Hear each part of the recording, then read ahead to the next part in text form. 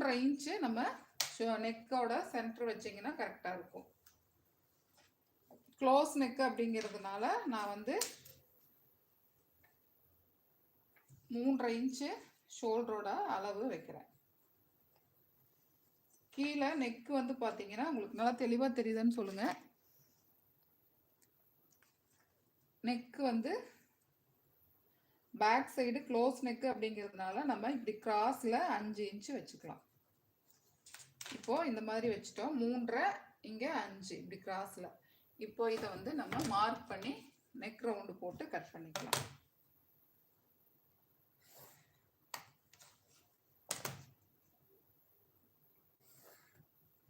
இப்போ இந்த இடத்துல நம்ம ஃபுல்லாக கட் பண்ணக்கூடாது.